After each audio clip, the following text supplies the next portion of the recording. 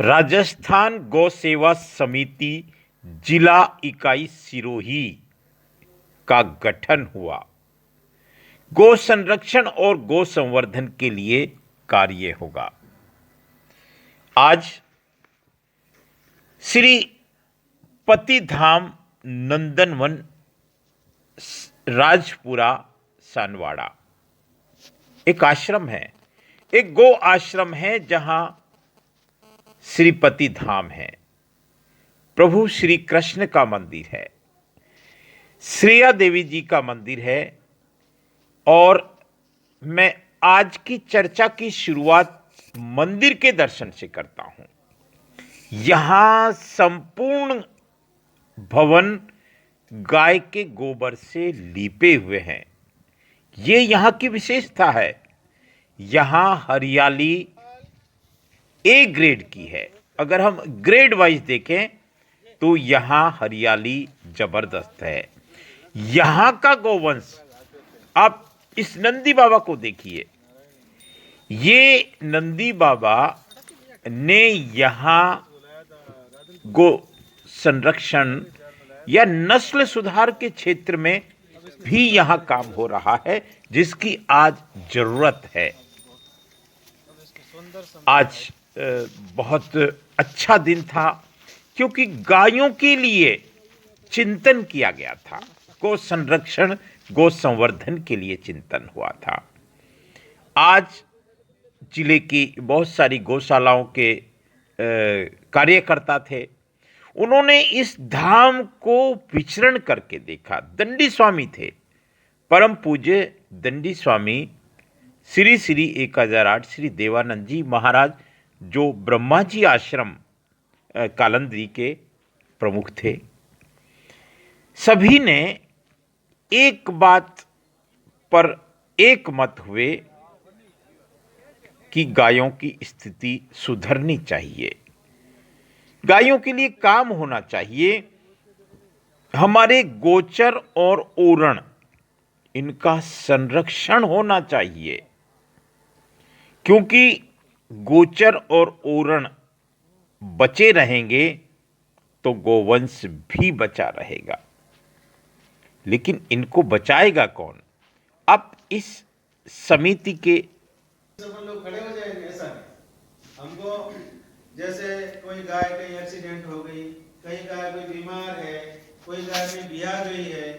अब समस्त गौ माता तो अपना भरण पोषण करती है, अपने हाथ नहीं पहुंचते। जहां तक अपने हाथ पहुंचे तो वो काम अपन आराम से कर सकते हैं, जहां हाथ न पहुंचे वहां कैसे करें। फिर भी संगठन हो तो कुछ अच्छे कार्य किए जा सकते हैं। इसलिए संगठन को मजबूत बनाने के लिए सभी लोग प्रयास करें, और इसमें जिन सज्जनों को विचार व्यक्त करना हो वे अपने अपने विचार व्यक्त कराएं। गौ माता की जय। जैसा कि महाराज जी ने राजस्थान गौ सेवा समिति की प्रस्तावना रखी है, उसमें इतना बड़ा सरकार अनुदान क्यों दे रही है? कई बार लोग सोचते हैं टैक्स लगाती है। अभी सरकार ने पिछले 2013 में जब ये आंदोलन हुआ, जब स्टाम्प ड्यूटी तो लेते हैं, अपन स्टाम्प खरीदते हैं रजिस्ट्री का या भले कोई आपके लिखवाने या कोई भी नहीं, उस पर 10% सेस लगता है। तो वो सेस केवल गौ माता के लिए,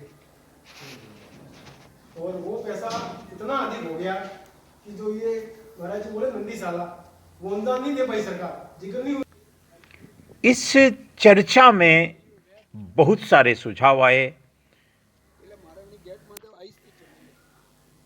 बहुत सारा चिंतन किया, और सबसे बड़ा चिंतन ये था कि जिला इकाई का गठन हुआ। राजस्थान गौ सेवा समिति जिला इकाई का गठन हुआ, जिसमें इस क्षेत्र के प्रमुख संतों को संरक्षक के रूप में तय किया कि इनके संरक्षण में गौ संरक्षण, गौ संवर्धन का काम होगा, इस समिति का काम होगा। अध्यक्ष के लिए सभी की सहमति से परम पूज्य संत श्री गोविंद वल्लभ दास जी महाराज, जो संस्थापक हैं श्रीपति धाम नंदनवन के, उनको ये जिम्मेदारी दी गई। वरिष्ठ उपाध्यक्ष के रूप में श्री अंकित जी रावल साहब को लिया। उपाध्यक्ष श्री अरविंद जी पुरोहित रेवदर, श्री धनराज जी वैष्णव स्वरूपगंज, श्री देवेंद्र सिंह जी दीवान सिरोही, श्री भरत जी प्रजापत शिवगंज को जिम्मेदारी दी गई। महामंत्री के रूप में श्री गोपाल सिंह जी राठौड़ लीलाधारी गौशाला मंडार को जिम्मेदारी दी गई। मंत्री श्री लक्ष्मण सिंह जी गुजराल स्वरूपगंज सरदार जी को दी गई और संगठन मंत्री श्री रणछोड़ जी पुरोहित रेवदर, सह संगठन मंत्री की जिम्मेदारी श्री छैल सिंह जी वेलांगरी को दी गई।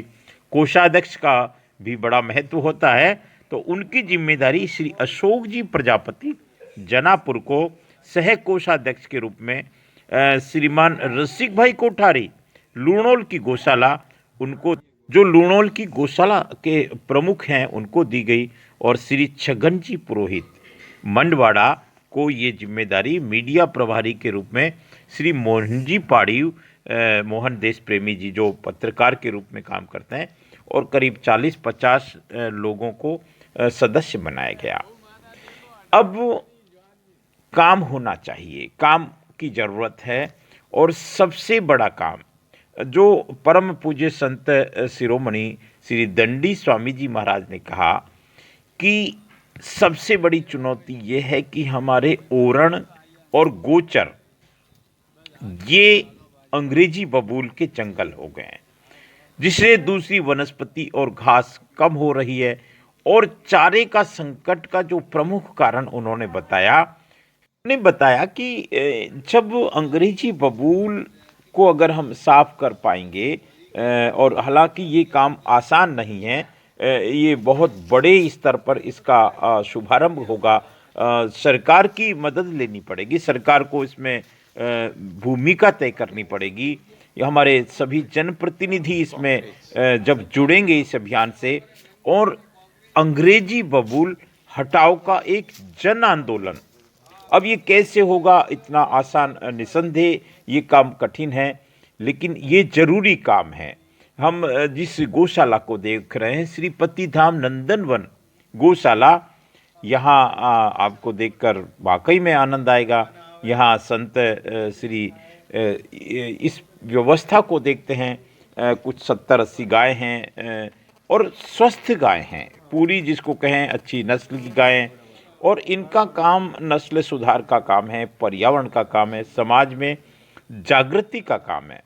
मैंने देव दर्शन यात्रा के दौरान इस धाम को पूर्व में भी बताया गया, लेकिन आज बताने का प्रयोजन ये है कि सिरोही जिले में राजस्थान गौ सेवा समिति का गठन किया है।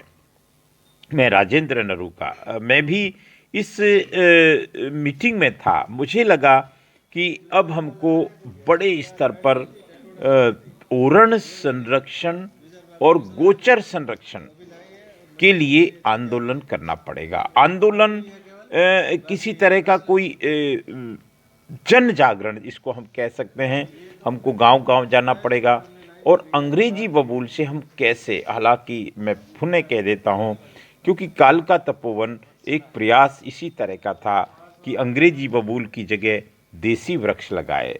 हमारे जल संरक्षण के नाड़ी, तालाब, बावड़ी, इनका हमको संरक्षण करना पड़ेगा। और तालाब भी आज अंग्रेजी बबूल से अटे पड़े हैं।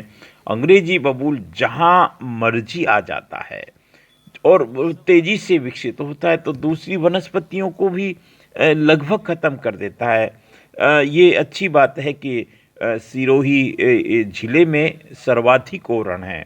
ये अच्छी बात है कि सर्वाधिक गोचर है। हमारे गोवंश को चरने विचरने या इनके संरक्षण में काफ़ी कुछ काम हो सकता है, लेकिन ज़रूरत है कि हम इनका संरक्षण करें। इनमें सबसे बड़ा अतिक्रमण, मानवीय अतिक्रमण भी बहुत सी जगह आपको देखने को मिलेगा, लेकिन जो सबसे बड़ा अतिक्रमण आज है, जो चुनौती बन के खड़ा है, ओरण संरक्षण यात्रा के दौरान हमने जब 40 गांव के यात्रा निकाली थी, हमको वैसी यात्रा फिर निकालनी पड़ेगी और तभी हम कुछ कामयाब हो पाएंगे। ओरण संरक्षण के हमने मुख्य बिंदु की बारे में कई बार बात करते हैं कि ओरण संरक्षण होगा तो गोवंश का संरक्षण होगा। ये हमारे देव हैं, ये गोवर्धन पर्वत के रूप में है, लेकिन कैसे होगा ओरण संरक्षण, इसके लिए राज समाज और भामाशाहों को मिलकर काम करना पड़ेगा। गांव-गांव में इकाई बनानी पड़ेगी, हर गांव में इस तरह का एक संगठन बनाना पड़ेगा जो ओरण संरक्षण, गोचर संरक्षण के साथ गो संवर्धन और गो रक्षण का काम कर सके। नमस्कार।